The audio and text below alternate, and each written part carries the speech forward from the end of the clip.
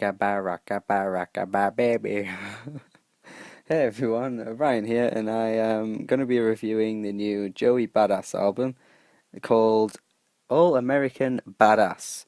Now, Joey Badass has been around for quite a few years now. He broke onto the scene in 2012 with his 1999 mixtape, which he dropped when he was like 18 or 19, I believe. Really young, and he showed a lot of talent with that mixtape, and a lot of people were looking at him to be one of the big rappers to break out in the future, and he kind of did with his full-length album release before The Money, which came out in 2015, and that was easily for me one of the best hip hop albums of that year. I really, really enjoyed the release of that album. There were so many great tracks on there. Joey Badass was really proven to be a great rapper in the game, and yeah, it had this really good 90s throwback sound, the boom bap sort of sound from the 90s, which I absolutely love, and Joey Badass did it incredibly well, I believe. This new album though takes a different turn to before the money did.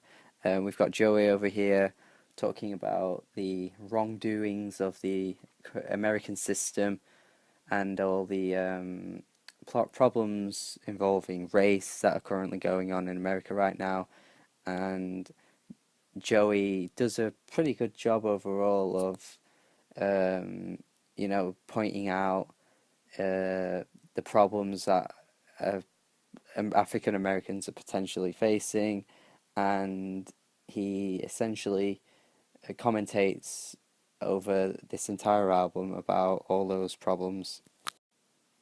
As much as I want to say that this album is flawless and it's Joey Badass's best release today, I can't really say that because I would be, well, lying, because I do believe Before the Money is a better album, and I think the reason for that is that as much as I have to appreciate that Joey Badass has woken up a little bit, and he's a young man, he's probably around my age or maybe just a little bit older, like 22, 23, I think, to see that there are people in the rap game that are willing to talk about problems rather than just rapping about, the usual money, cars, drinking, that sort of crap that you'll hear on the radio.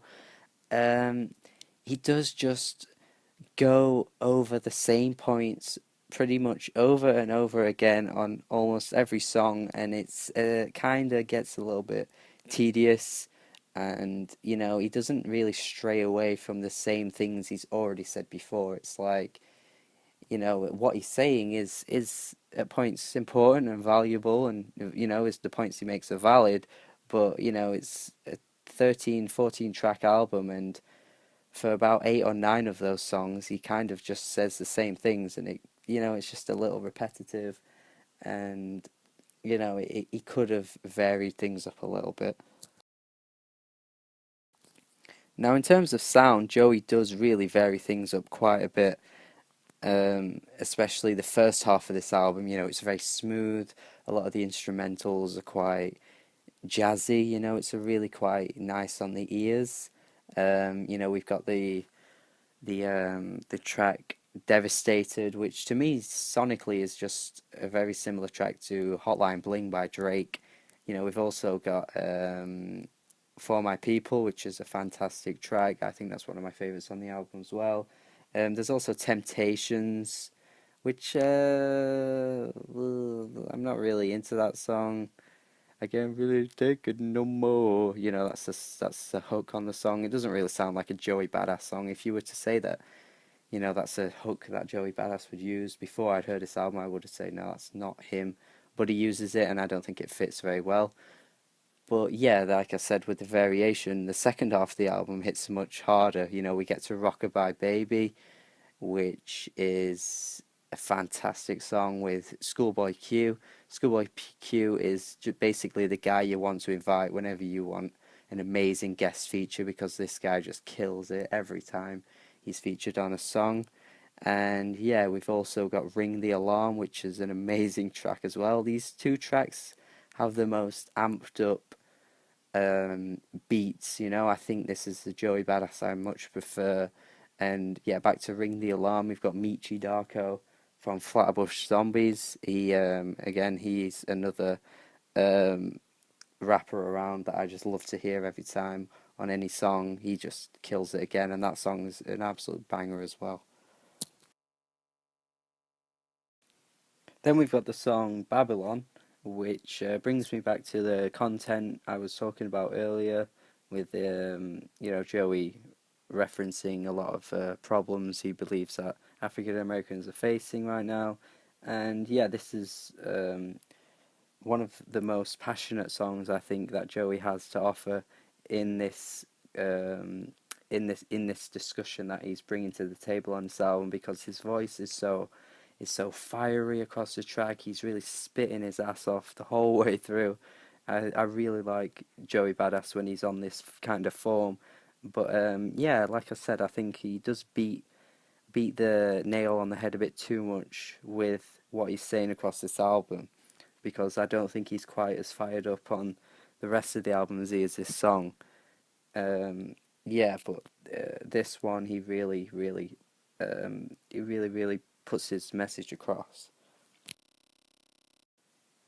There's also the J. Cole feature towards the end of this album, and honestly, it's really just another J. Cole verse. I mean, it's not too bad, but as a rapper, J. Cole has never stood out to me, so when he's on the mic, I don't really notice anything exciting or interesting to say, because, I just don't have that connection with J. Cole, unfortunately. One issue I always have with albums like this that, discuss politics in depth and, social issues that are always worth discussing is that, no one really ever comes out with any solutions. There's no kind of end result. It's just kind of, well, there are all these problems happening, we need to be aware of them, and then, well, that's it. And I think that's kind of what this album has as well.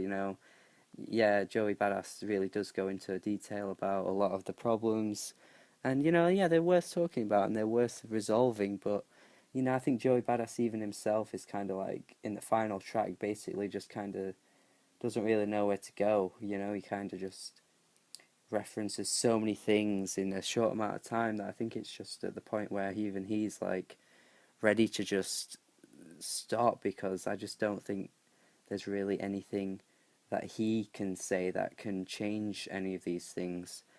But I think, like I said, with this final track, Joey Badass really goes in on so many things. He's talking about how, you know, um, justice won't be served by a hashtag, referencing how whenever there's a problem, not a problem, sorry, whenever there's like a death, the person turns into a hashtag, and he even talks about black on black crime a little bit, which, is something that's hideously ignored in America.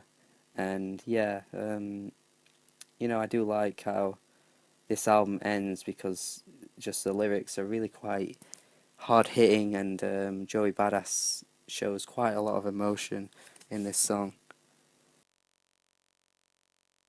Well, I do think that this is Joey Badass's most accessible and mainstream appealing release.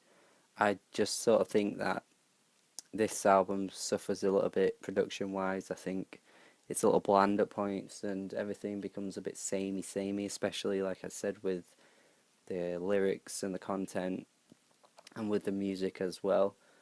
But for me, I do think this is still a solid release, and I think it's an album worth hearing. Um, it's just not as good as Before the Money for me. So yeah, I think that All American Badass, not a bad album, and yeah, you should check it out. Why not? Why not?